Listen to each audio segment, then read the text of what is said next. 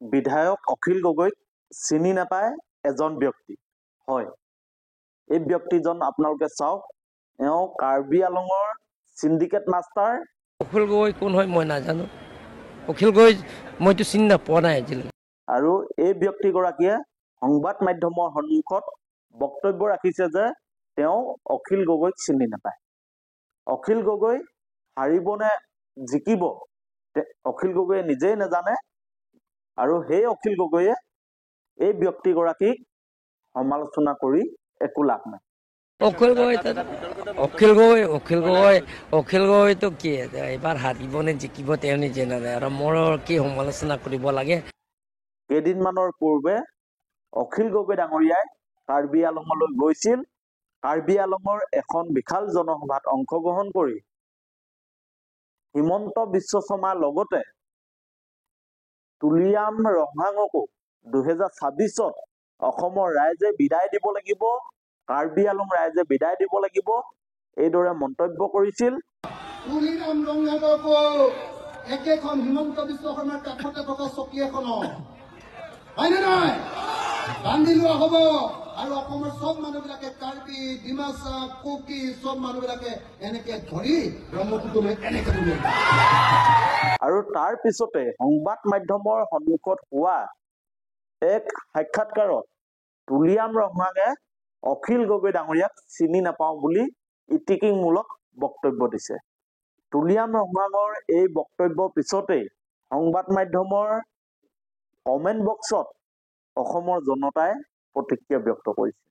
আপোনালোকক আমি শুনাব খুজিছো কোনে কি বক্তব্য দিছে। এয়া চাওক। এজনে লিখিছে, আজি কৰ পৰা টপকিল এইজন, অখিল গগৈয়ে আপোনাক চিনি নাপাওঁ বুলি ক'লে হাঁহি নুঠে, আপোনাক কোৱা দেখি হাঁহিত পেট বিষ হৈ গৈছে। আকৌ এজনে লিখিছে, এইটো কৰ লেবাৰ হয়, কৰবাৰ গাঁতৰ পৰা ওলাই অহা যেন লাগিছে, কোন হয় ই?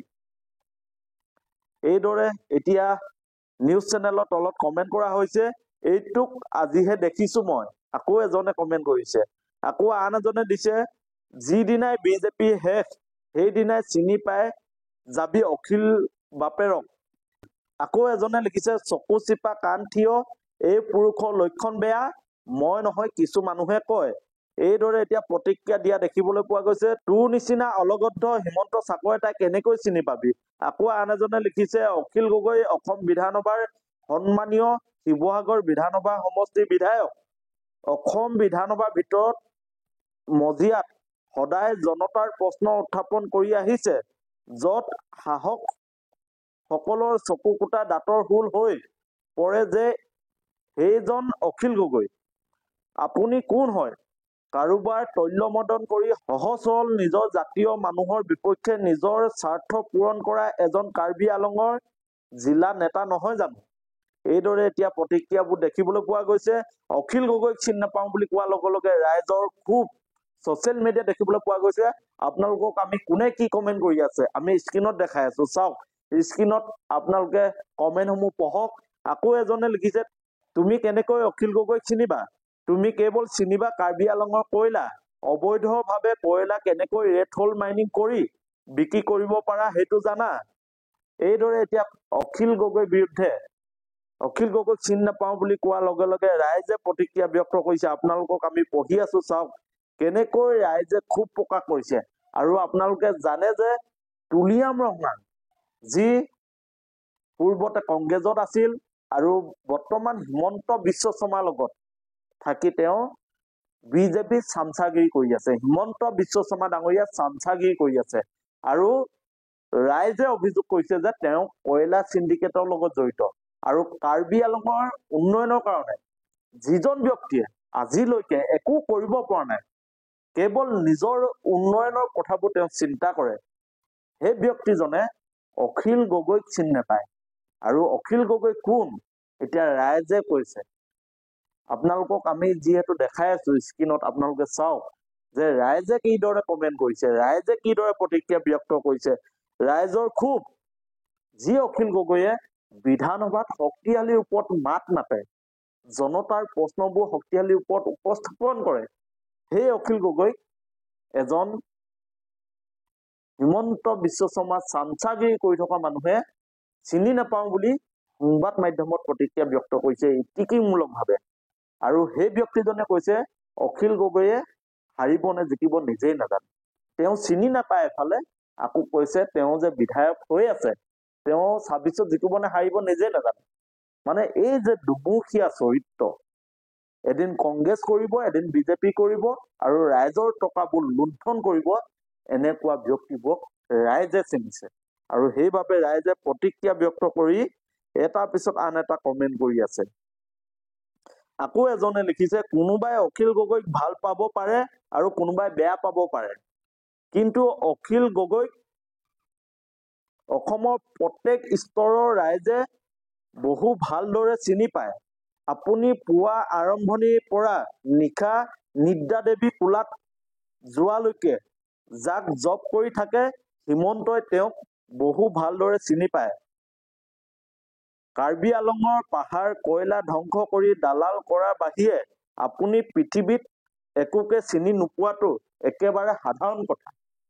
এইদৰে ৰাইজে প্ৰতিক্ৰিয়া ব্যক্ত কৰিছে। আপোনালোকৰ স্ক্ৰীণত দেখাই আছো যে যি সংবাদ মাধ্যমত তুলিয়াম ৰঙাঙে অখিল গগৈক চিনি নাপাওঁ বুলি কৈছিল, সেই সংবাদ মাধ্যমৰ তলত কমেণ্ট বক্সত ৰাইজে এইদৰে প্ৰতিক্ৰিয়া ব্যক্ত কৰিছে। আৰু তুলিয়াম ৰঙাঙক ৰাইজে কুকুৰে নোখোৱা গালি পাৰিবলৈ বাধ্য হৈছে। কাৰণ যি অখিল গগৈক সৰু বাচ্চা এটাৰ পৰা অসমৰ মহাপ্ৰতাপী মুখ্যমন্ত্ৰীলৈকে চিনি পায়, আনকি ভাৰতবৰ্ষৰ প্ৰধানমন্ত্ৰী নালাগে, ৱৰ্ল্ডত অখিল গগৈৰ নাম আছে। সেই অখিল গগৈক তুলিয়াম ৰঙাং নামৰ মাফিয়াজনে চিনি নাপায়। গতিকে আপোনালোকৰ মতামতসমূহ জনাব। আমি কিছু দৃশ্য অখিল গগৈ ডাঙৰীয়াই কাৰ্বি আলঙৰ ৰাজহুৱা সভাত অংশগ্ৰহণ কৰি কি কৈছিল আপোনালোকক আমি শুনাব খুজিছো। আপোনালোকে চাওক, এয়া অখিল গগৈ ডাঙৰীয়াই 2026ত হিমন্ত বিশ্ব শৰ্মা আৰু এই সৰু চকী এখনত বহি থকা তুলিয়াম ৰঙাঙক অসমৰ ৰাজনীতিৰ পৰা, কাৰ্বি আলঙৰ ৰাজনীতিৰ পৰা বিদায় দিয়া কথা কৈছে। 2026 চনত হিমন্ত বিশ্ব শৰ্মাক গাড়ীয়ে চাদিয়ে বান্ধি লৈ, চকীয়ে টুকিয়ে বান্ধি লৈ ব্ৰহ্মপুত্ৰত দলিয়াই দিব লাগিব। লাগিবনে নাই? লাগিবনে নাই? আৰু লগতে যেতিয়া হিমন্ত বিশ্ব শৰ্মাক দলিওৱা হ'ব, তাৰ লগত আৰু এখন সৰু চকী আৰু এটা মানুহক বান্ধি লোৱা হ'ব। কোন বাৰু? কোন বাৰু? কাৰ্বি আংলঙৰ পৰা আৰু এটা মানুহক বান্ধি লোৱা হ'ব।